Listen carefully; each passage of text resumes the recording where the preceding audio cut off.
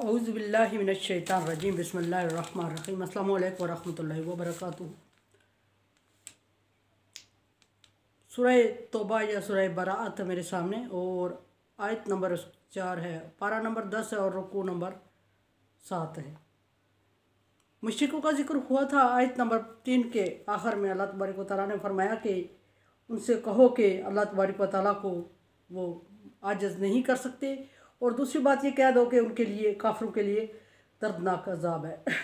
Sorry, आगे देखते हैं कि आयत नंबर 4 में अल्लाह तबारक व तआला किन लोगों से खिताब कर रहे हैं और क्या फरमा रहे हैं। आयत नंबर 4 शुरू हो रही है, इल्लल्लज़ीना आअद्तुम मिनल मुश्रिकीन। मुश्रिकों की बात को कंटिन्यू किया जा रहा है कि आ मुस्लिम, जब तुम मुश्रिकों के पीछे बात हो रही थी और उनके अजाब का और उनके आदात का जिक्र हो रहा था, और फिर फरमाया यहाँ के उनके साथ जंग करने का जिक्र हो रहा था, और यहाँ आगे जिक्र हुआ कि उन लोगों से जंग ना करो जिन मुश्रिकों से तुमने आहद कर रखा है।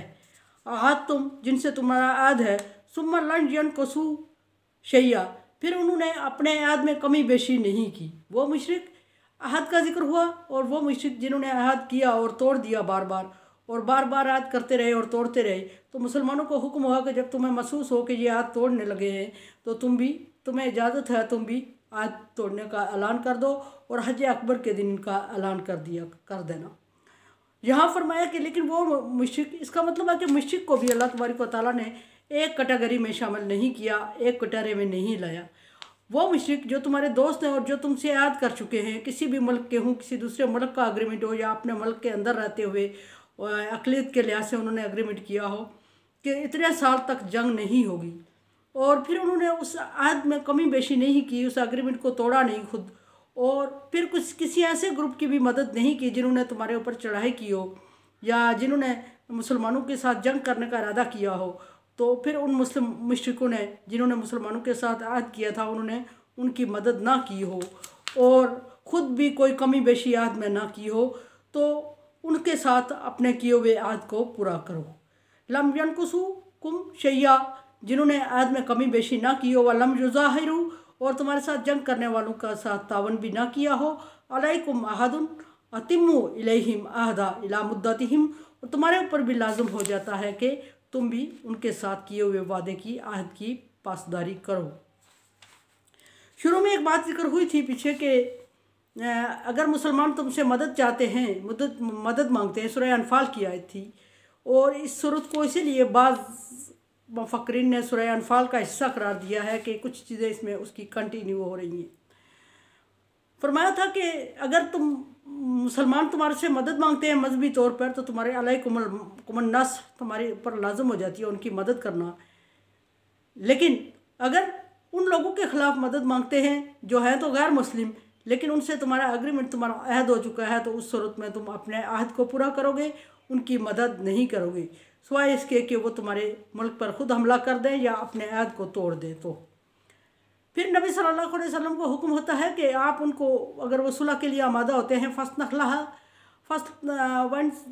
वन जनाहुल सल्मी फजनखलहा, अगर वो सुलह के लिए आमादा होते हैं तो आप सुलह कर दें, और ये मत सोचें कि ये ख़यानत करेंगे। अगर ये डेफिनेटली करेंगे और ये अल्लाह से भी कर चुके हैं और आपसे क्यों नहीं करेंगे, ये करेंगे, लेकिन आप इनके साथ अहद अल्लाह तबारक व तआला का हुक्म समझकर पूरा करो, और अल्लाह तबारक व तआला तुम्हारे हुक्म के लाज रखते हुए तुम्हें इनकी पॉलिसियों से, इनकी तदाबीर से, इनकी साजिशों से आगाह कर देगा, और तुम अपने अहद की पासदारी करो। उसी आयत को यहाँ कंटिन्यू किया जा रहा है कि अगर किसी मुश्रिकों ने तुम्हारे साथ अहद कर रखा है और वो अपने अहद पे पाबंद है, तो तुम भी अपने अहद पे पाबंद रहो, और उस वक्त तक उनसे अहद ना तोड़ो जब तक कि वो खुद तोड़ने के लिए ना सोचें, या तुम्हें कोई ऐसी कमी ना महसूस हो कि वो अहद तोड़ने के बारे में सोच रहे हैं, या तुम्हारे ख़िलाफ़ वो किसी की साजिश में शरीक ना हुए हों, तुम्हारे ख़िलाफ़ किसी साजिश का हिस्सा ना बने हों, तो तुमने उनके साथ किए हुए अहद को पूरा करना है। इन्नल्लाह युहिब्बुल मुत्तकीन, क्योंकि आयत पूरा करना परहेज़गारी है और अल्लाह तबारक व तआला परहेज़गारों को पसंद फरमाते हैं। सो अल्लाह तबारक व तआला ने तुम्हें भी हुक्म दे दिया है कि अपने अहदों की पासदारी करो और अपने वादों को निभाते रहो। अच्छा, यहाँ आयत की और वादे की बात आ रही है, दोनों एक ही चीज़ें हैं तकरीबन। आयत थोड़ा बड़े पैमाने पे हो गया जिसको हम एग्रीमेंट कह सकते हैं, वादा पर्सनल टू पर्सनल हो जाता है, पर्सन टू पर्सन। और आयत जो होता है वो दो कौमों के, दो फ़िरक़ों के, दो ग्रुपों के दरमियान हो जाता है। एग्रीमेंट और वादे की पाबंदी इस कदर ज़रूरी है कि अल्लाह तबारक व तआला के साथ भी इंसानों का अहद ही है जिसके साथ वो मुस्लिम या गैर मुस्लिम कहला रहे हैं, और अल्लाह तबारक व तआला के पसंदीदा और गैर पसंदीदा सफ़ में शामिल हो रहे हैं। ये एक अहद ही है जिसके थ्रू ये सारी चीज़ें सामने आ रही हैं। और अल्लाह तबारक व तआला ने मुसलमानों के साथ किए हुए वादे को पूरा करने का हुक्म दिया, फरमाया कि और वादों को पूरा किया करो, काना मसूला, कि इनके बारे में पूछा जाएगा।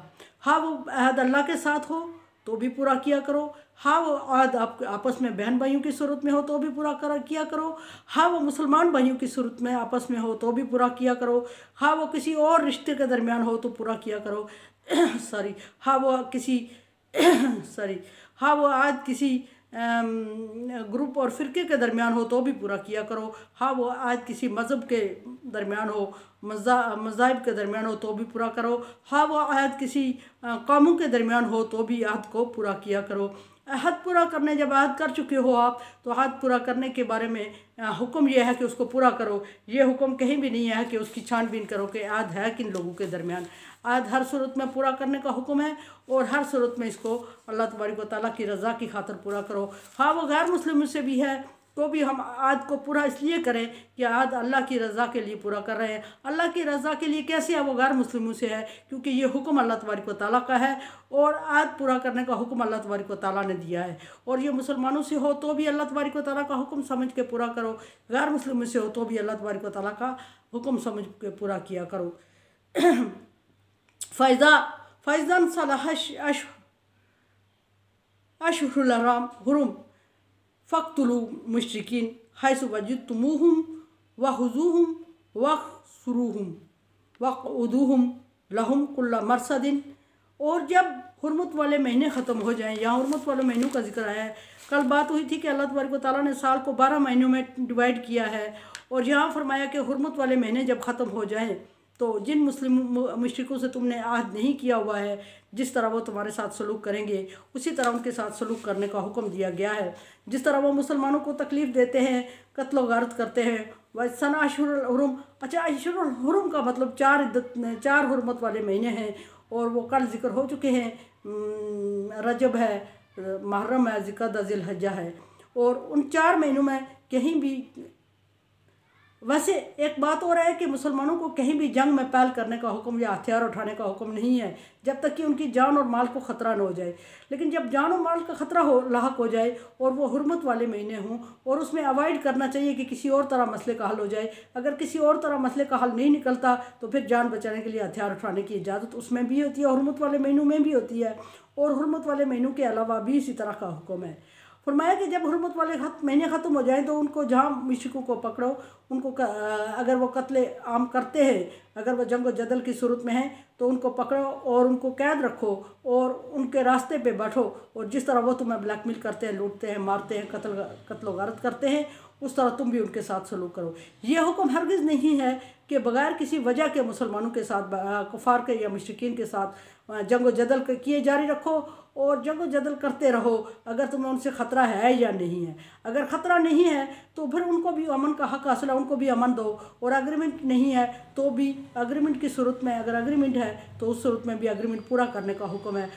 यानी कि कहने का मतलब यह है कि जब तुम्हें जंग का ख़तरा हो उनकी तरफ से उस वक्त हथियार उठाया करो। और उस वक्त जिस तरह जंगी चालें हैं ये ज़िक्र की गई हैं, असल में ये जंगी चालें ज़िक्र की गई हैं, हिकमत अमली की ज़िक्र किया गया है। इस तरह कुफार को कत्ले आम करने का हुक्म जिस तरह सादा अल्फाज में हम समझ रहे हैं इस तरह नहीं है। यहाँ ये देखें हुक्म है फ़क़्तुलूहुम, कत्ल गारत अगर वो करते हैं तो आप जवाब में करें, पहले कत्ल करने का हुक्म कहीं नहीं। और फिर हैसु वजदतुमूहुम, जहाँ तुम उनको पाओ उनको पकड़ लो और कैद कर लो। वो भी जंगी सूरत में है, अमन की सूरत में कहीं चलते फिरते मुसलमान पीछे हम पढ़ चुके हैं। आयत ये इस तरह इम्प्लीमेंट नहीं है जिस तरह सादा अल्फाज में आप समझ रहे हैं इसको। वख़ुज़ूहुम वहसुरूहुम, और उनको पकड़ के कैद कर लो। ये सारी सूरतें मैदान जंग की सूरतें हैं। अमन की हालत में कहीं भी कुफार से ये सलूक करने का हुक्म नहीं है। फिर जब अगर उनको कैदी बनाते हो तो कैद के दौरान भी उनके हकूक़ का ख्याल रखा गया है और उनके हकूक़ को मलूज़ ख़ातर रखा गया है। और कहीं भी ये हुक्म नहीं हुआ है कि कैद के दौरान उनको इतना तंग करो कि वो ख़ुदकुशी करने पे आ जाए या उनकी जान को इतना ख़तरा हो या इनको इतनी तकलीफ़ें दो, किसी तरह भी टॉर्चर करने का हुक्म नहीं है। फरमाया कि उस वक्त तक उन्हें अगर कैद करते हो तो उस वक्त तक उन्हें कैद में रखो, फ़ैन ताबू, जब तक कि वो तौबा ना कर लें। तौबा का मतलब है कि अपने दीन इस्लाम को इख्तियार कर लें और अपने जिस दीन को अल्लाह तबारक व तआला पसंद नहीं फरमाते उस दिन से बरे ज़िम्मा हो जाएं। और जब इस्लाम कबूल कर लें तो फिर उनकी देखें कि वो अकामुस्सलात, नमाज की पाबंदी करने लगें और आतुज़्ज़कात और ज़कात अदा करने लगें। नमाज की पाबंदी करने लगेंगे, ज़कात अदा करने लगेंगे तो उनके इस्लाम को कबूल किया जाएगा और समझा जाएगा कि वो मुस्लिम हैं। फ़खुलू सबीलहुम, जब ये वह ऐसे करने लगे तो उनका रास्ता छोड़ दो, यानी उनको आज़ाद कर दो। फिर उनके तरह तरह की पिछली जो उनके दरमियान और आपके दरमियान मुखालफत थी उसको मद्देनज़र रखते हुए उस तरह उनसे किसी तरह से बदला लेने की कोशिश में उनको बंद ना रखो, बल्कि खुलू सबीलहुम, जब वो बाज आ जाए या आपसे एग्रीमेंट कर लें या तौबा कर लें या इस्लाम कबूल कर लें तो उसके बाद उनका रास्ता छोड़ दो। और रास्ता छोड़ दो तो फिर भी रास्ता किस लिए छोड़ दो? पिछली साजिशों को, पिछली दुश्मनी को, पिछली आदातों को मद्देनज़र रख के तकलीफ़ देने का हुक्म नहीं है। इन्नल्लाह गफूरुर रहीम, अल्लाह बख्शने वाला और रहम करने वाला है। ये मामला अल्लाह बख्शने वाला और रहम करने वाला है, मतलब ये कि उनका जो पीछे मामला था अपने दीन के साथ वो अल्लाह तबारक व तआला और उनके दरमियान था, उसके ज़िम्मेदार आप नहीं हैं। वो जो उन्होंने मामला किया उसकी सज़ा अल्लाह तबारक व तआला उन्हें देगा, आप सज़ा देने वाले या आप कैद रखने वाले नहीं हैं।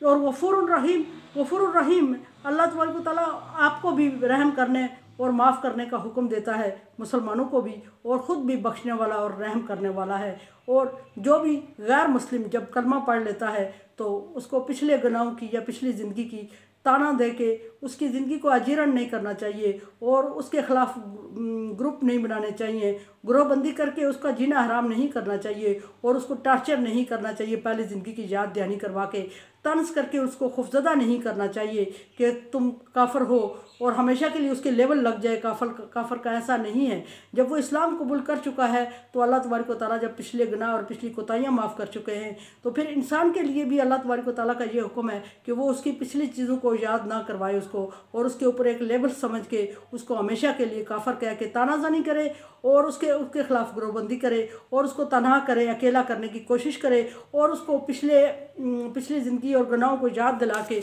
उसको खौफज़दा करता रहे। ये अल्लाह तबारक व तआला ने मुसलमान को हुक्म कहीं भी नहीं दिया। ये हुक्म ये है कि वो जिस मज़हब में था वो अल्लाह तबारक व तआला के साथ था, जिस मज़हब में है वो अल्लाह तबारक व तआला के साथ है। मज़हब का मामला इंसान का मामला और अल्लाह का मामला है। जिस मज़हब में वो था उससे अल्लाह ताला ने बाज़ रखने का हुक्म दिया, बाज़ आ गया तो अल्लाह ने पिछले गुनाह माफ़ कर दिए और इंसान मुस्लिम को भी पिछले, बल्कि मुसलमानों को माफ़ करने का मसला ही नहीं बनता क्योंकि गुनाह और मज़हब जो था वो उससे और अल्लाह से रिलेटेड था, किसी तीसरे इंसान के दरमियान नहीं था। अगर अल्लाह ने माफ़ कर दिया तो फिर उसकी पिछली ज़िंदगी या पिछले गुनाहों को या पिछले मज़हब को डिस्कस करने का किसी दूसरे को, किसी मुस्लिम को हक़ नहीं पाता। मेरे चैनल को आप सब्सक्राइब कर रहे हैं, thank you so much. Like dislike as you like, मेरे लिए दुआ किया करें। ला खौफुन अलैहिम वला हुम यहज़नून, कर दे अल्लाह ताला दुनिया में भी और आखिरत में भी। अल्लाह हाफिज़।